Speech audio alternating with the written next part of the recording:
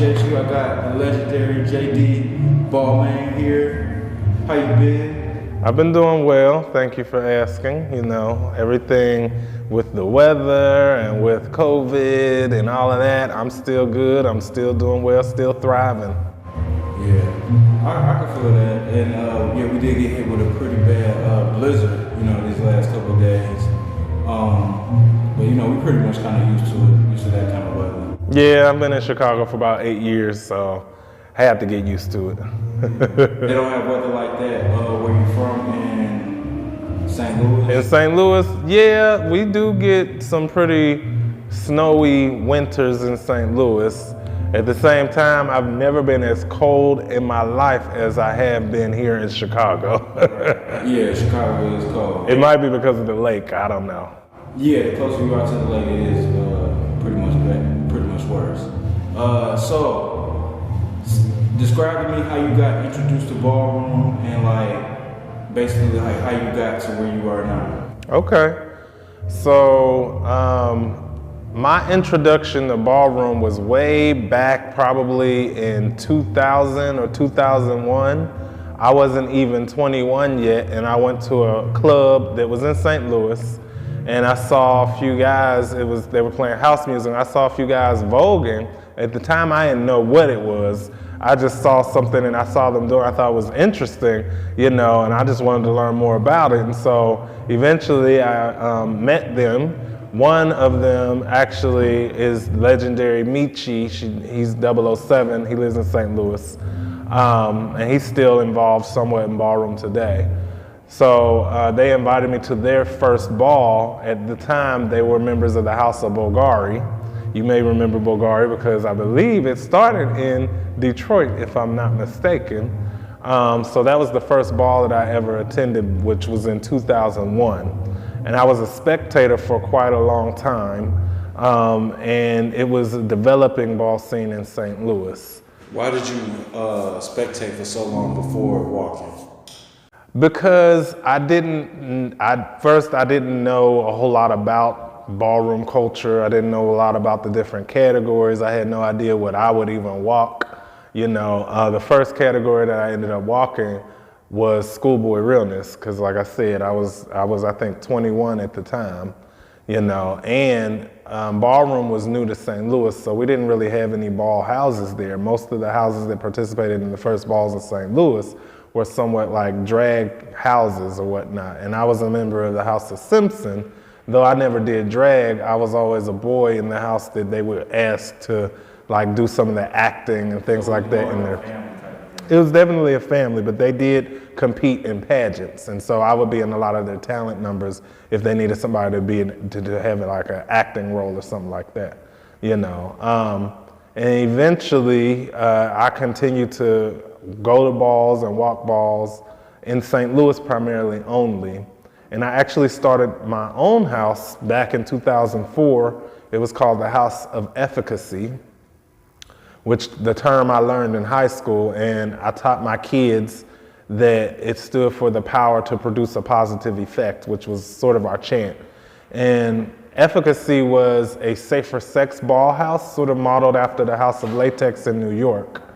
And so we wanted to make sure that there was always safer sex education and condom distribution, safer sex packets, and testing for HIV available at balls, you know. And it wasn't until I think 2009 I was contacted by the legendary Mina Evisu, and she was interested in starting a chapter of Evisu in St. Louis.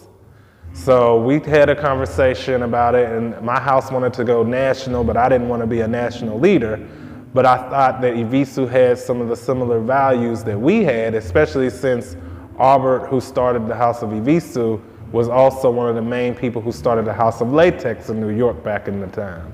Okay. You know, and so the first major house that I was a part of was the House of Evisu. In fact, Mina named me JD because when she came to St. Louis, everybody in St. Louis kind of called me daddy or granddad or something like that. And so JD actually stands for just daddy, because that's what a lot of people in St. Louis used to call me. Yeah. Okay, so by that time you was already walking balls, or did you start walking a little bit after that? By that time, I was walking balls primarily in St. Louis and had started to try to walk balls in the different parts of the Midwest. I had come to Chicago, I had been to like Louisville, but I hadn't really branched very much further out of the Midwest until I became an Evisu. And at that time, I was older, so I was walking thug realness, if you believe it, you know. And I think it was one of Larry's balls in Kentucky, was one of his casino balls where the thugs had to bring it in a suit like we were high rollers. And I walked that ball, and that's when I saw myself in a suit and thought maybe I actually should be walking executive realness, because it kind of, I felt like that kind of came more naturally to me, you know. So I actually transitioned to walking executive realness back then. That was probably like in 2010 or 2011, you know, and had been walking executive realness ever since, until I became a legend, of course, which was in 2017. And so now I walk legendary realness primarily.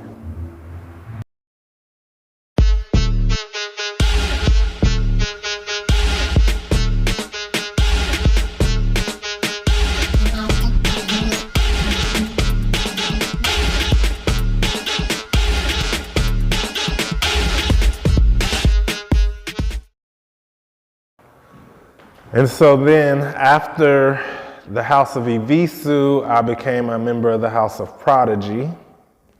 Eventually became Midwest Father of the House of Prodigy. And then I left the House of Prodigy, but in good standing, in good terms, I never burned bridges, if you will. And then when House of Balmain started, but I guess it was 7 years ago now, in 2015, I became a member of that house. They were founded in June of 2015, and I joined in September, October of that same year, and I've been a member ever since. Is this the house you've been in for the longest? Yes, that's the house that I've been in the longest. 7 years, it's been a 7-year stretch. So late last year, you were thinking about like leaving. Explain like what made you want to leave and what ultimately made you decide to stay. Leaving the House of Balmain? Well, I'll say this. Ballroom in general, you know, a lot of people look at it as a hobby. You know, I do see it as a hobby for myself, right? And it's not a cheap hobby, it's an expensive hobby.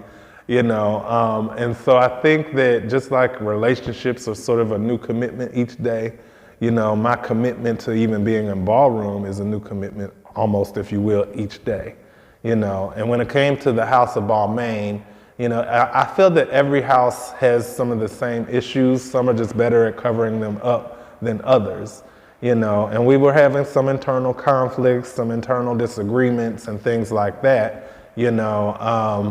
And of course, it made me think, well, is this the right place for me to be?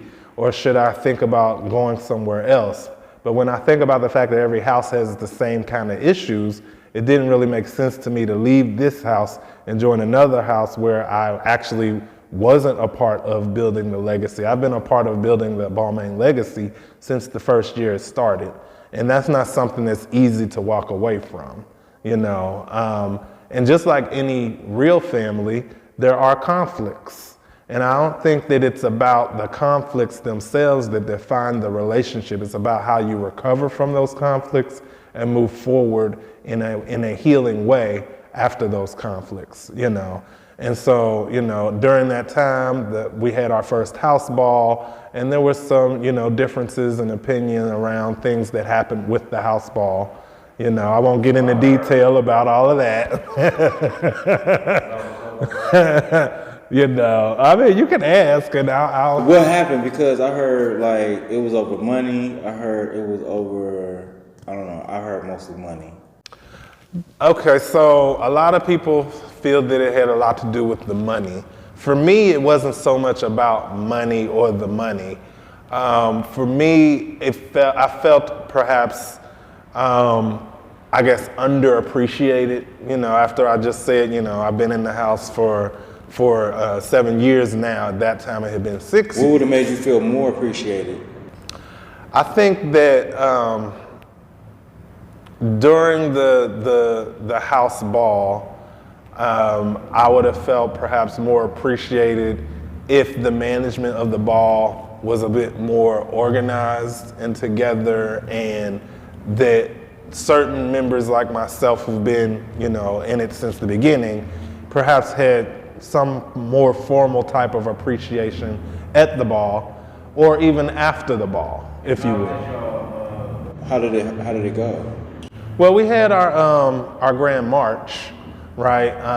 And hindsight is 20/20. I can think about how much stress and how much energy it took to actually pull it together. And I wasn't a part of the committee that actually threw the ball, right? So it's kind of unfair for me to judge them when I wasn't a part of the planning to help make it happen. You know what I'm saying? And so I have to own my part in it as well, which is something that I think you learn as you grow. That you can't just place the blame and point the finger at others. You have to actually think about what your part was, because when I point one finger at you, I still got 3 pointing back at me. You know what I mean?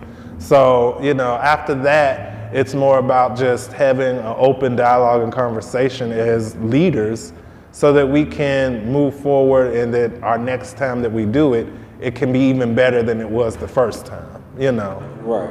Yeah, that's understandable. So, what do you feel for like the people that, because like a lot of members left, how do you feel to like see those members leave, and I guess how do you move forward with the house? I think some people who left and some people who stayed still had some feelings of a lack of appreciation, if you will. And appreciation, like I said, for me, it didn't have anything necessarily to do with me having money in my pockets. But for example, I always participate in AIDS Walk Chicago every year, and I felt appreciated when Felicity, after the ball, made a donation towards my campaign in the AIDS Walk. Rodney made a donation towards my campaign in the AIDS Walk. You know what I'm saying?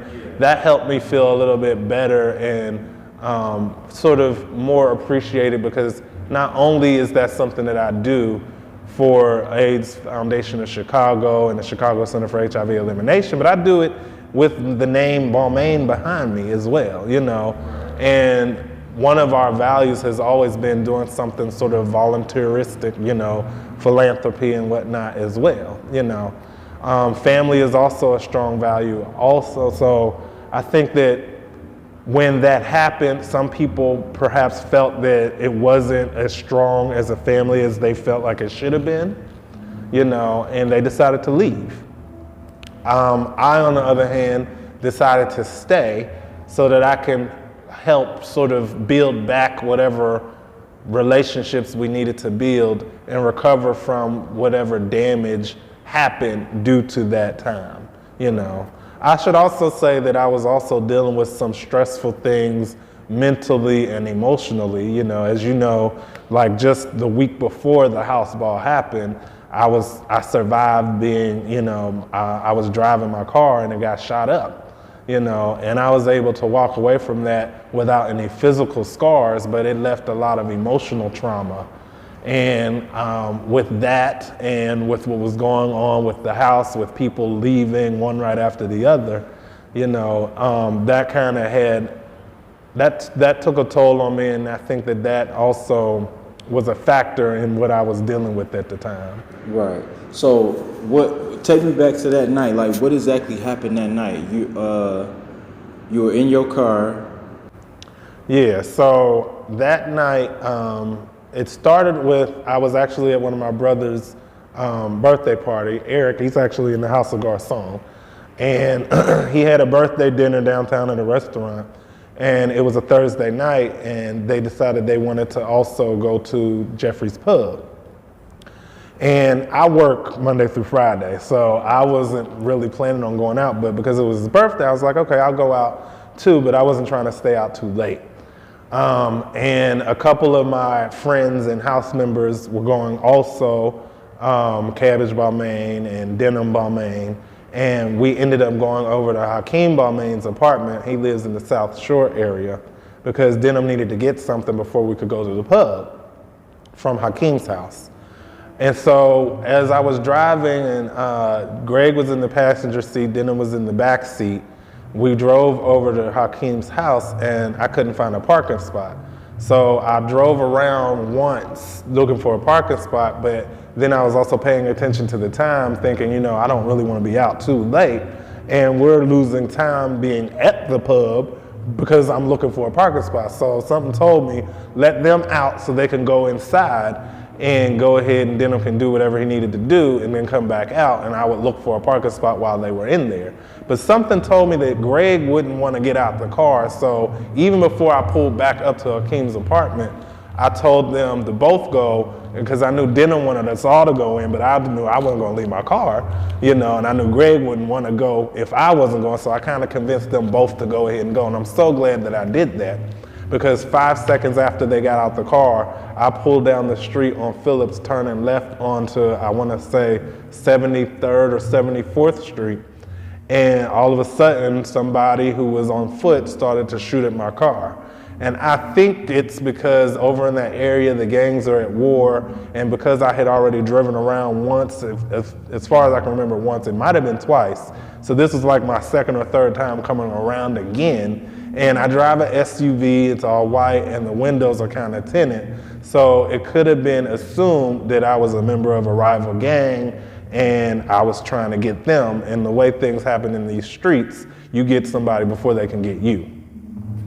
And so as I turned left off of Phillips, all of a sudden I heard gunfire behind me. I kind of turned and looked over my shoulder, and I actually saw the person with the gun, and I saw the fire coming out the gun, and I heard bullets hitting my car. One actually came through the rear passenger seat window, exactly where Denim was sitting, and it just passed my head and exited through the windshield, And so in that immediate reaction, my instincts took over. I put my head down and I gunned the engine and I peeled off and turned left on the exchange to get out of there, and I was in shock for a moment. Then I called my friends because I had just left them and told them what happened. But I was so much in shock and I was so sort of traumatized that I couldn't stop driving. I just drove all the way home to the South Loop because I didn't even think about it at the time. Who was shooting at me? Why were they shooting at me? Was it a mistaken identity? Was I driving a car that looked like somebody else's car? Or are they still after me? You know what I'm saying? So I immediately hit Lakeshore Drive and drove all the way home because I park in a garage. My thoughts were I need to get this car off the streets and I need to get myself inside somewhere where I feel safe. So that's what happened, in the moment. And then of course the police came, filed a police report. Of course, they didn't do anything. They couldn't really because I didn't have a description of anybody, Even though I saw the person, I couldn't really describe anything more than, a young black man. And shit, I fit that, description. So, you might be happy to know that since then I have sought help. I have a whole mental health care team. I have a psychiatrist that I see on a monthly basis. And then I'm also working with a trauma therapist who is also trained in psychiatry as well that I meet with on a weekly basis. That's dope. So what have you learned from that situation?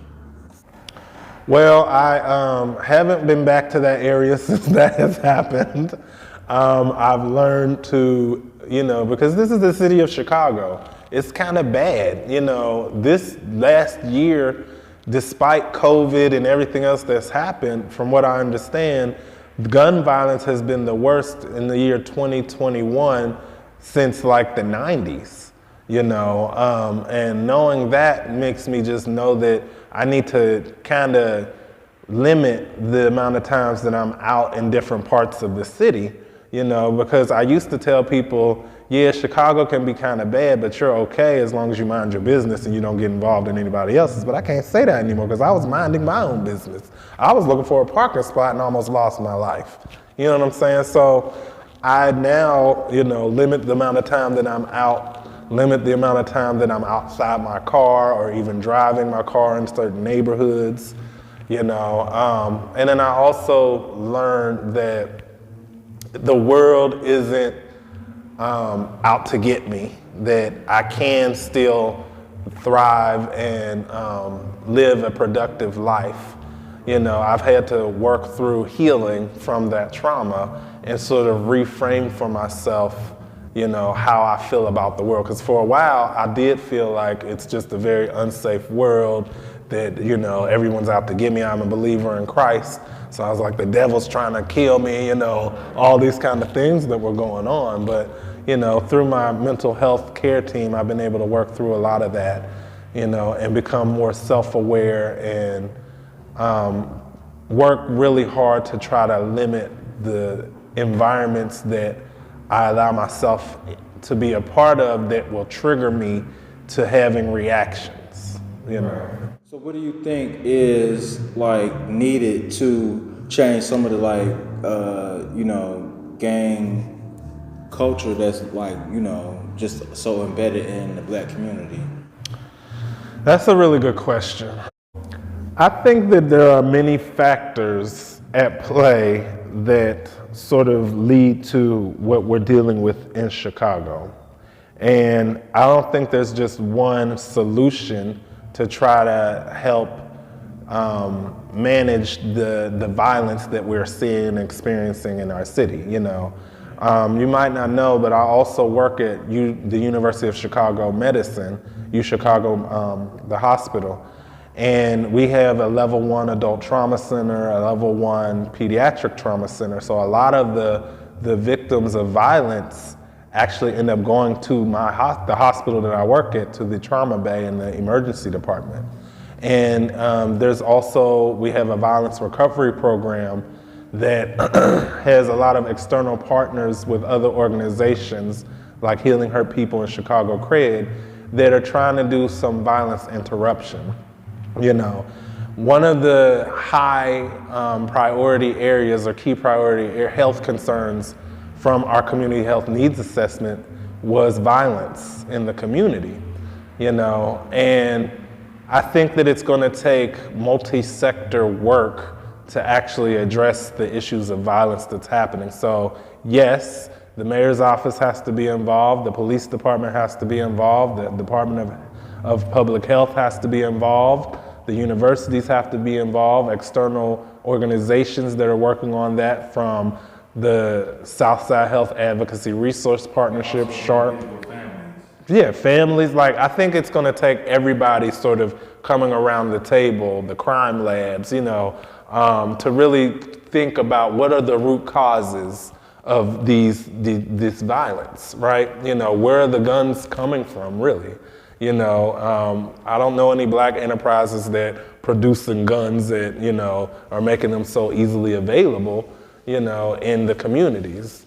So I just think that we need to have a collective impact strategy to really address the violence in our community. And it may take 5, 10, 15, 20 years before we actually see an impact, but there are other cities that have dealt with similar issues that have had some success in reducing the amount of violence. So I think we should also look to those cities and what they've done and base it off of evidence to move forward and try to curb some of the violence that we're experiencing.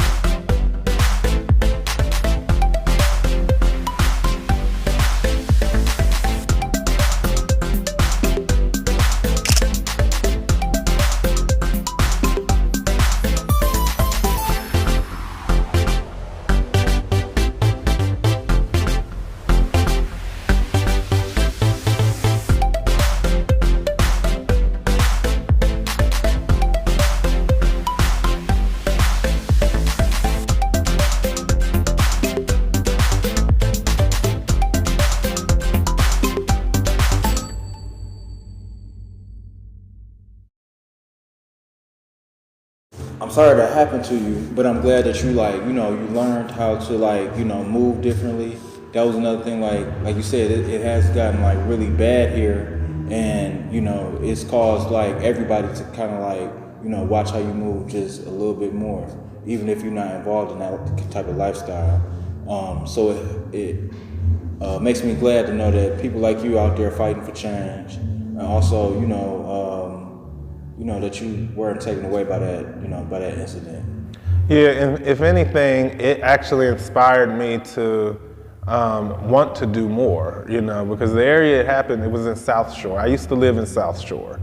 At one point I lived in Inglewood. I used to live in Woodlawn. Now I live in the South Loop, which is one of the safest neighborhoods in Chicago, has one of the highest life expectancies across the city of Chicago, you know, so I feel a lot safer living there. But I also recently enrolled into the University of Chicago's Harris School of Public Policy. I'm seeking my master's. I start in March because I want to learn more about how I can be part of the decision making and help to input strategy and perhaps even work to change some policies that maybe can impact the violence that's happening in our community or decrease it and have a positive impact. You know, back to my original house, the House of Efficacy, the power to produce a positive effect, you know. I survived for a reason, you know, and I'm not going to allow my survival to go in vain. That's dope. I definitely agree with you there. So my last question to you is, can you describe yourself in 5 words or less? Sure. I'll describe myself by using sort of a few words, but I need to define them, like efficacy. I've already said, I feel like I'm very efficacious. I've also learned the term fecundity, which means that I have a gift of being able to produce in abundance. So hence being fruitful, if you will. I'm very compassionate, very loving, and I try my best to be a great communicator, and to do that you have to also be very understanding. So those are some values that I have that I would say exude who I am as Joel Demond Jackson, also known as JD Balmain, the legendary JD Balmain. So I just want to thank you for coming here and you know, just sharing not only your journey, you know, your wisdom that you've learned, not only just through life, but you know, ballroom, everything in between. I hope a lot of people, because you know, living in Chicago, like you pretty much either have been affected or know someone who has been affected by gun violence. So I hope that people watching this or listening can, you know, take from it. And I mean, everywhere across the country, because it's a lot of other cities that are doing bad as well. So I want to just thank you for coming here. Ladies and gentlemen, it's the legendary JD Balmain.